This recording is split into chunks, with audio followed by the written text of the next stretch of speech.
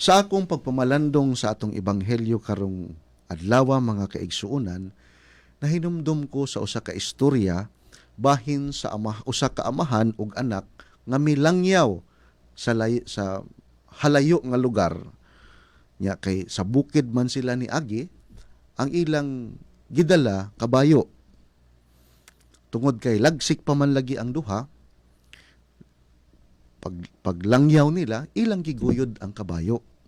Pag-abot sa unahan, adunay mga grupo sa mga tao nga may komentaryo sa amahan ug sa anak. Miingon sila, naunsa man ning amahan ug anak, gadala og kabayo, wala man saki. So sa pagkadungog sa amahan, ingon siya, bitaw no? Sige nak, ikaw lang sakay una. Unya mulakaw sa ko, kay lagsik pa man ang duha. So, langyaw na sad sila. Ang anak na ang nisakay sa kabayo, ang amahan may gaguyod sa kabayo. Pag-abot sa unahan, aduna po'y laing pundok sa mga tao ang may komentaryo.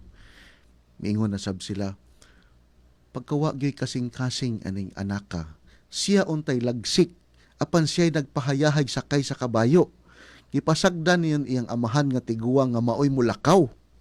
Sa pagkadungog sa amahan, anak, baylo lang ta para way kasulti ang mga tao. So, ang amahan na karon ang nisakay, ang anak na usab ang gaguyod sa kabayo. Pag-abot sa unahan, aduna say mga grupo sa mga tao. Ug miingon na sab, pagkaway kasing-kasing ning amahan na, siya'y nagpahayahay og sakay sa kabayo, samtang ang iyang anak nga bata, maoy hindi gipaguyod. Wag buot amahan na. Di natinga na sa amahan. Ingon na sab siya ang amahan nga, sige dong, kita na lang duha mo sakay para way ikasulti ang mga tao. So sila na usab ang misakay silang duha. Travel na pud sila pag-abot sa unahan.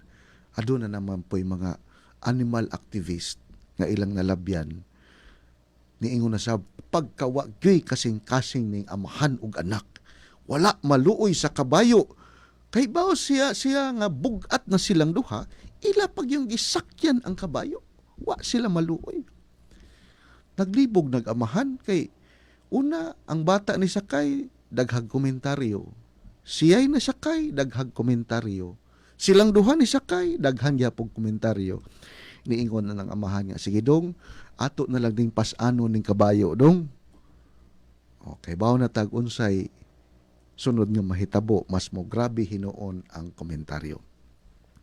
Mga kaigsuonan, kining simple nga to nga istorya nagpahinumdom ka natong tanan nga bisag unsay atong buhaton, bisan pag unsay maayo natong gibuhat, aduna gyoy komentaryo ang ubang tao.